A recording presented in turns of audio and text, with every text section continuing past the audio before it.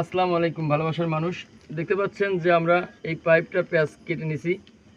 পাইপের প্যাঁচটা কেটেই কিন্তু নিপুল তৈরি করেছি। এখন আমরা এই সব কিছু সেট করার পরে নিপুল আসলে এই পাইপের প্যাঁচটা কতটুকু লাগবে সেটার হিসাব আমরা মিলাচ্ছি। দেখতে পাচ্ছেন যে এই মাপে আমার এই পাইপটা কাটতে হবে। এখন আমি ওরাই চানা চলে গেছিল মামু। এখন আমি যে পাইপ ও নো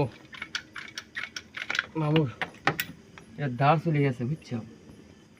যাই আলহামদুলিল্লাহ, আল্লাহ বাঁচাইছে। অনেক কষ্টের ফল। আসলে কি জানেন, আপনি যে কোনো কাজ করবেন যদি কষ্ট করেন 100% আপনার ফল পাবেনই। যদিও বা কোনোরূপ সমস্যা হয়ে যায়, কিছু না কিছু থেকে যাবে। দেখতে পাচ্ছেন, এটাই তার প্রমাণ। আমি কিন্তু চাইছিলাম যে সুন্দরভাবে আমি পাইপটা কাটতে পারবো, কিন্তু আমার এই কাটারের ধারটা আসলে কমে গেছে, যার ফলেই এখন ওই পাইপটা কাটতেছে না। পাইপটা ভেঙে যাচ্ছে, অর্ধেক যাওয়ার পরেই ভেঙে যাচ্ছে। আসলে বুঝতে পারছেন তো, দেখতে থাকুন যে কাজটা আমরা কিভাবে করি। অফ দাও।